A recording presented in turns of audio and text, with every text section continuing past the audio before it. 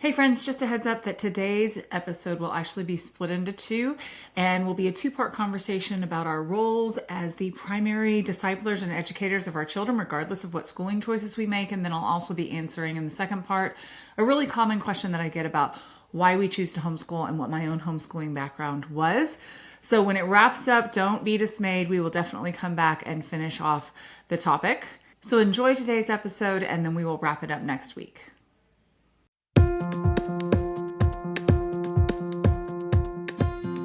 Hello, and welcome to the Emma's for Mama podcast. I'm your host, Abby Halberstadt, happy wife, mama to 10, Bible-believing Christian. And on today's show, I want to tackle something that is a timely topic simply because of what time of year it is.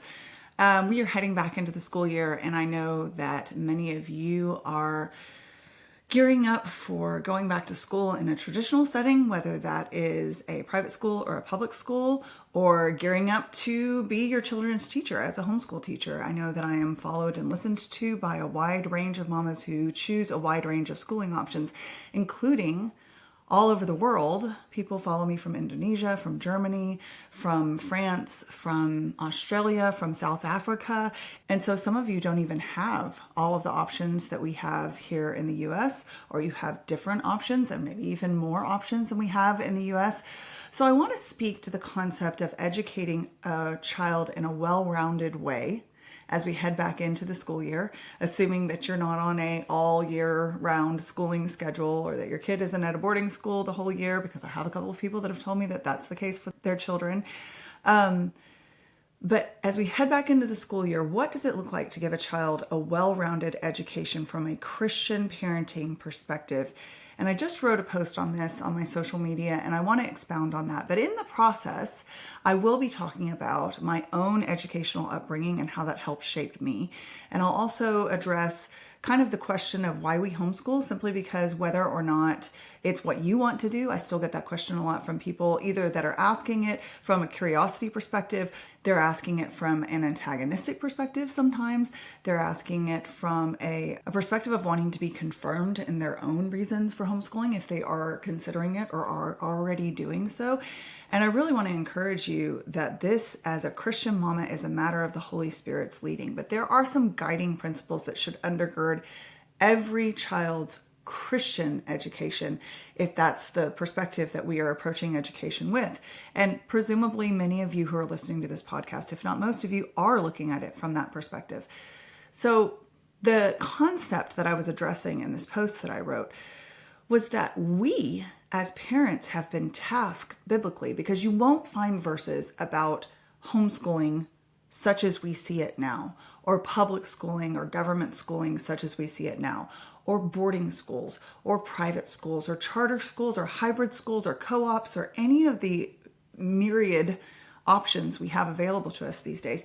You won't see them specifically named in the Bible. And if my goal is always to bring things back to scriptural principles, which it is, then how do we take those principles and apply them to our unique circumstances that the Lord has placed us in, rather than, like we've talked about in our comparison episode, looking around and saying, hey, mine doesn't look like hers, and either I feel better about myself as a result, or I feel lacking, because that's not where we should land in any area of our lives. We should instead be content in whatever circumstances in which the Lord has placed us.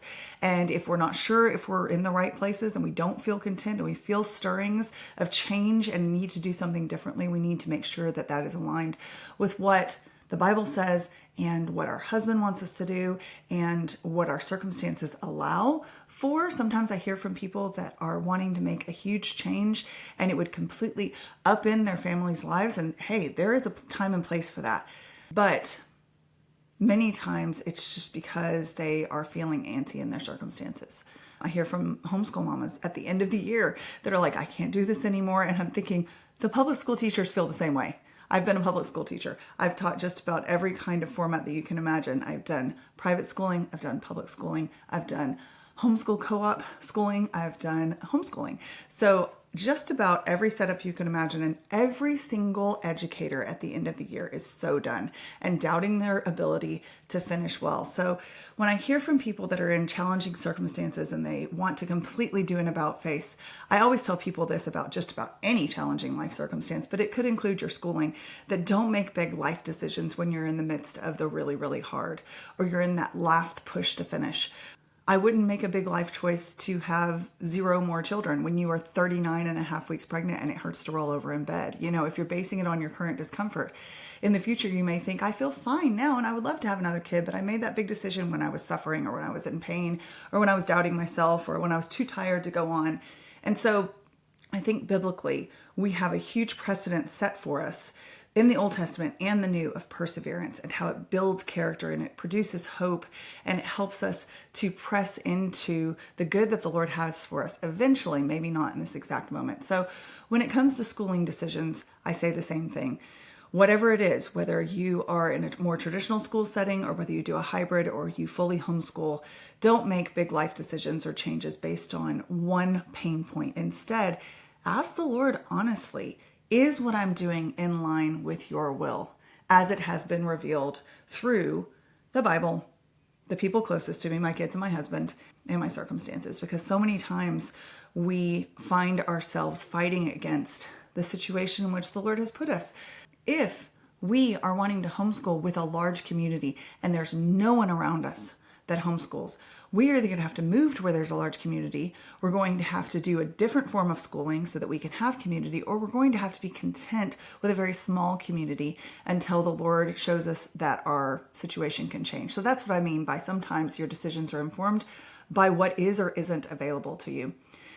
But what the Bible does tell us is that we are to be the primary touch points of education for our children. And we find that, and this is a verse that I reference often, in Deuteronomy 6, verses 6 through 8, where it talks about teaching our children God's ways as we sit, as we lie, as we stand, and as we walk. And those are the 4 actions. But if you think about what we're doing with each of those actions, they pretty much encompass all other things. You might be walking in the way, as in literally taking a family walk.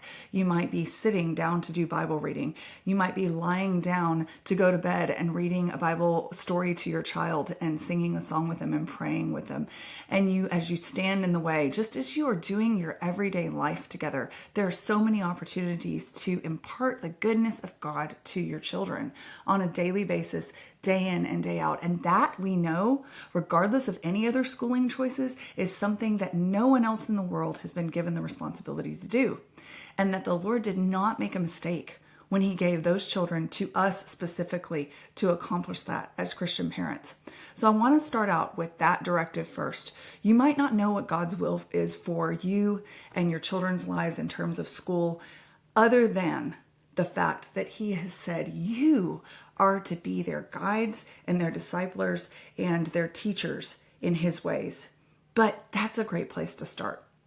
So for example, if you are thinking, I could never homeschool, I don't want to homeschool, I have no experience with homeschooling, and yet you find yourself in a situation where you recognize that the county that I live in is going a godless direction. They are filling the school library with anti-God material. They're filling the school library with provocative books and books that are basically pornography. They're filling the school library with radical gender ideologies and things that promote gender confusion. They're filling the school library with critical race theory and things that promote divisiveness among citizens of the same nation. And they're not basing this on a biblical perspective, which I understand, having taught from a public school, that we have separation of church and state. And the way that is interpreted in a modern sense is not that the church has protection from the state, but that the state has protection from the church. Therefore, we don't have a mix of, we're not supposed to in any case, have a mix of faith statements and faith-based things in schools. Now, there is some inconsistency, and we could go on a whole different podcast and talk about some faiths being allowed to be present inside schools. And obviously in very conservative Bible Belt schools, there's going to be more tinge of Judeo-Christian values, and you might still have the 10 Commandments on the wall if somebody hasn't taken it down or been sued for it. So there's going to be a wide range of that expression. But My point is that if you are in a situation where you know that the only schooling options available to you, that your children are going to be attending 7 to 8 hours a day, are going to be working really, really hard to teach your children the opposite of what you have been taught to teach them from biblical truths at home, that may be a big pause point for you to say, I didn't want to homeschool, but I need to look into some other option because this is not going to work well for our family.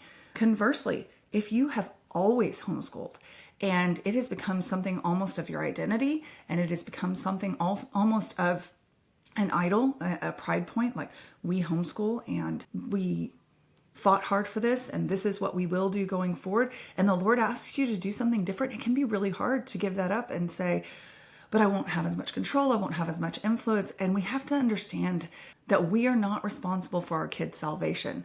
We are responsible for pointing them towards Christ every single chance that we get. And we are also responsible for making informed decisions. Now, again, this is going to be primarily a podcast about schooling. And again, I'm sharing our why for homeschooling because we get asked so many times. I'm going to share my background in homeschooling because I am a second generation homeschooler, as well as my brother who is 4 years older than I am. And so we have some experience with both being homeschooled, and then both of us have chosen to then homeschool our own children because of our good experiences with it. But our story is not going to be everyone's story. So when you hear mine, you may say, I had a completely different experience, and that is fine. You know from me that I don't like to give prescriptive parenting advice. There are times when I say this works well for us, and I think it's a good idea for you to do something similar to this. For example, creating a family rhythm. My family rhythm may not be your family rhythm, but I strongly suggest that you find one. And I have an entire podcast on that, because if we're just flopping around loosey-goosey about everything, very likely we are frustrated. We have feelings of chaos and disorder in our home. And if you want more peace and you want more joy in your home, you kind of want to know what to expect, right? Well, that is something that would be nice in every aspect of our lives, to know what to expect. But what I find often that the Lord asks us to do is to hold whatever it is that we're doing loosely. So while I intend to keep homeschooling going forward, and while I did have a good experience with it, and that is what I'm going to share with you about, I have to say, if the Lord calls us to something different, I can't clench my hands so tightly around it that I say, no, this is the way. This is the only way for us. And therefore, I will be devastated if it were to change. So some of the other things that I alluded to that we could go off on rabbit trails about would be our children's medical choices, how we advocate for them within the American medical system, or whatever medical system once you find yourself, because as I pointed out, I have quite a few international listeners. What we do about our children's health, where we source our groceries, what we choose to feed them, what we're okay with, what we're not. There's going to be a wide range there, but I think we can take all of those things to the Lord. Our children's friend choices and the people with whom we allow them to spend the majority of their time and by whom they're going to be the most influenced. One thing that I hear often from parents who either send their kids to public or private school and are Christians is that they do so for their children to be lights and to be missionaries and to be a source of biblical truth to other kids who may not run into that very often. And while I think it's an admirable thing to want our kids to be lights in the world, that is what I desire for my children. Absolutely. I would like to be like a city on a hill, a beacon shining for Christ. And that's the goal. Now, do I achieve it always? Absolutely not. But that is the goal. However, I can say confidently that I have been invested in for many years by my own Bible-believing parents, and I have been discipled by other Bible-believing Christians, and I am at a place of maturity in my life where my faith is not wavering in response to cultural shifting sands, to the opinions of others who won't like me personally if I don't agree with them or they don't agree with me. That doesn't affect me very much anymore. I'm 40 years old. I know what I believe. I have convictions in my heart that have been tested by time. I have a support system. When we say that we're going to send our children into an environment that might be utterly hostile towards their beliefs, if they in fact have developed those beliefs yet, because we can't guarantee that a 6, 7, 8, 9, 12-year-old is going to have understood the gospel fully and internalized the scripture that we've taught to them and experienced an actual salvific encounter with Christ so that their heart belongs to him and that he's the Lord of their life. And so to say that a child who I view as my primary mission field, my first line of mission work in this world is serving my family. I think Mother Teresa is the one that famously said, if you want to impact the world, go home and serve your family. I'm paraphrasing, but it's the idea of our biggest influence starts in our homes. And so I do think that I will say, regardless of what your schooling choices are, if one of your main reasons is to send your 6-year-old out to be a light in the world, you have to understand that even if he says he's had a salvation experience, he is very young in his faith. And it is a bit foolhardy to imagine that we can send kind of the untrained troops just fully into the fight as if they were seasoned soldiers. And so I really encourage people to at least prayerfully consider that aspect of things. So regardless of which kind of avenue of parenting we're talking about, what I'm encouraging you to do first and foremost in this episode is to acknowledge and accept that the buck stops with you. That whatever number of children you end up with, whether you say, I'm open-handed and however many the Lord gives me, and he only gives you 1 or none or 2 and you want a date, or whether you thought that might be 4 or 5 and instead he gave you 12 and you were like, whoa, Lord, I was not expecting that. Or a reader friend who messaged me in understandable panic because she just found out she's pregnant with her second set of twins and she already has a 2-year-old and a set of 1-year-old twins. So whenever she has those babies, she's going to have 5 children, 3 and under. And I am sure that she feels ill-equipped for this task. Anyone would. 5 children under 3. How do you get through this? And we have to recognize that we have still been given by Scripture all that we need for life and godliness. That's what the Bible tells us.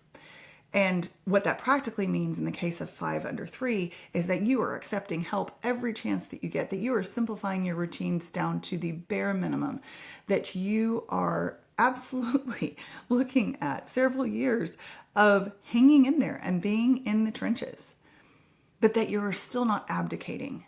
And so I wanted to define for you the difference between abdicating responsibility and being the island that says, I will never accept help. Because those are two extremes and we want to avoid both of them. What we want to do instead is to rely on the Lord and his wisdom for the resources and the help that will actually help us stay the narrow course of good parenting, biblical parenting, the kind of parenting that puts that Deuteronomy 6:6-8 priority before our eyes at all times. So if you're in the lone island, no one else can do it as well as I can. You're going to be prone to arrogance. You're going to be prone to legalism. You're going to be prone to a judgmental mentality that says that I'm basically saving my children from all bad influences. After all, bad company corrupts good morals. The Bible tells us this. And we know that we need to be really careful about the kind of influences that we allow in our impressionable children's lives. And yet, if we are cloistering them completely away from what exists in this world and simply only having them spout lines back to us, we are in danger of putting them in a position of not having enough awareness, enough wisdom, enough truth, enough reality in their lives that when they come up against it, as they inevitably will when they go out into the world, they won't be equipped with the knowledge of the gospel and with the fruit of the Spirit and with the armor that we talk about in Ephesians 6 to know how to combat the flaming darts of the lies of culture and the influence of what seems probably pretty enticing in some ways. So you've got the lone island approach that says, I'm in a fortress, nothing gets in, nothing gets out. I'm the only one that disseminates any information. And then you've got the I feel completely overwhelmed and somebody else must be able to do this better than I am. I'm not sure how I ended up with these kids. I mean, there are days, I'm not kidding. I don't ever feel like, how did I end up with these kids and what am I doing? And oh my goodness, save me. I don't tend to go there. However, there are days that I think, I don't know that I feel old enough to be parenting 10 kids, including a kid that's already graduated from high school because our oldest Ezra graduated this past spring from high school. And so I'm like, I have almost a complete legal adult kid. And yet some days I still feel 30 years old and like maybe I should have 3 or 4, but that's not what the Lord has tasked me with. So this parent that's truly abdicating is so overwhelmed and panicked that instead of fighting back with, Lord, help me to find help, help me to look for opportunities to have a mentor, help me to read books and do the research and dig in, they say, I can't, therefore I won't, therefore here, to whatever resources are available that are just clamoring, because we really do have lots of opportunities to pass our children off. And there's somebody that just got really irritated at that statement because they assume that I'm talking about them. But I want to remind you that I don't know most of you personally. So if you felt judged or if you felt attacked just then when I said pass your children off, that is a conviction or possibly false guilt that you are owning, because I'm not talking specifically to you. I'm speaking to the concept that for some, Mother's Day out will be a great idea and they are all in the rest of the time. For some others, Mother's Day out plus the other things that they piece together to make sure that they are never actually the one mothering their children might actually be a form of escapism. Now, I can't tell you which one you are or if you're somewhere in between. And I can tell you for sure that there have been times where even though I have been the primary caregiver of our children at various ages and numbers that we've had, and even though I have never done a full schooling system, even though I just in general have spent the majority of my time with them, there have been times of escapism in my mothering where I had to recognize, I'll give you an example because someone is going to say, oh, sure there have. You're just saying that to make us feel better. No, when I had 5 children, 6 and under, and Sean traveled a lot, probably 15 times a year for a week at a time. That may be a little high, but he has been as high as that. And, that's a lot of weeks to be solo parenting.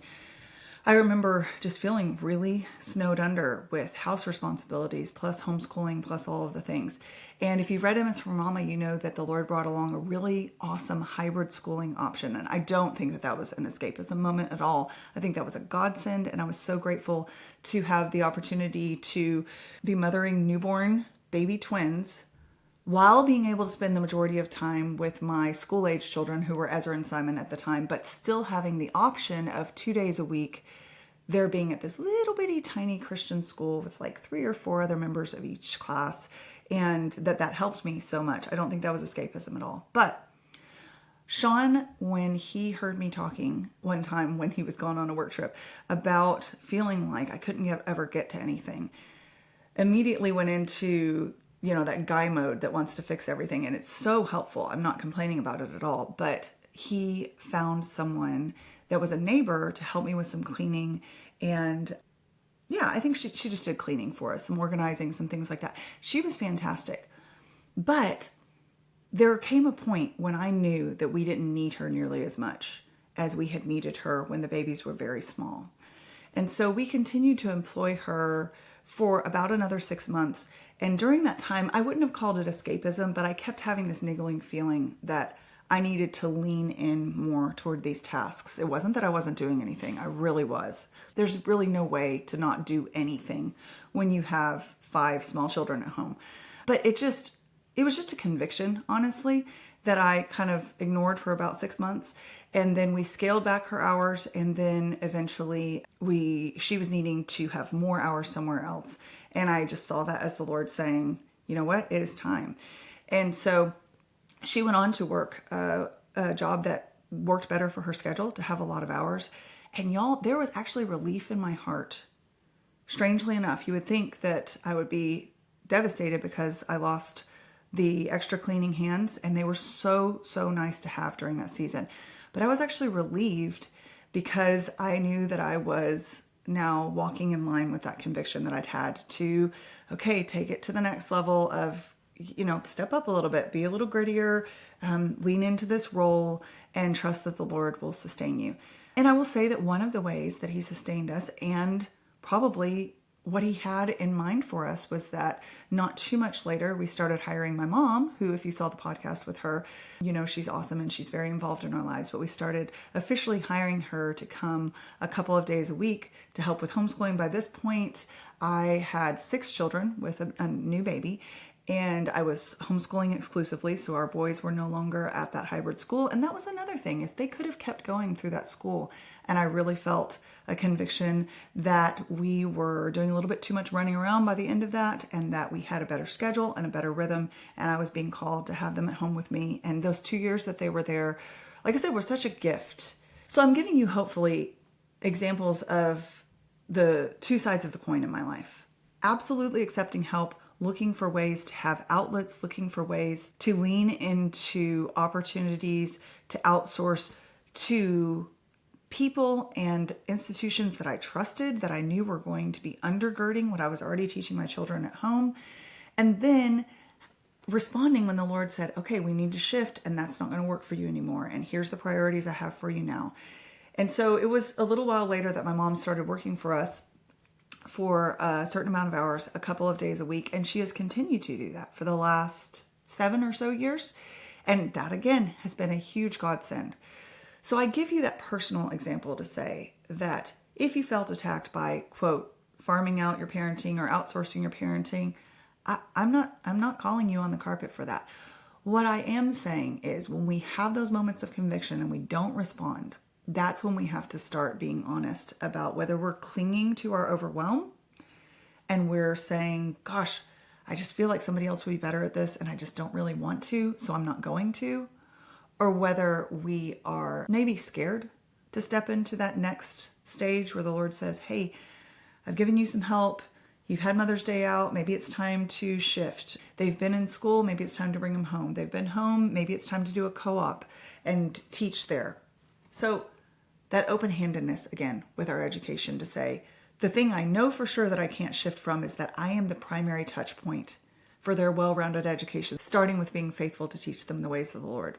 Beyond that, I'm going to say, if the Lord wills, this year we will homeschool. This year we will private school. This year we will hybrid school. This year we will public school. But if the Lord convicts me, well, then I will follow his lead. All right, friends, that's what I have for you today. Keep in mind that we will do the second half of this topic next week in the second half of this episode. I hope I get to see you then.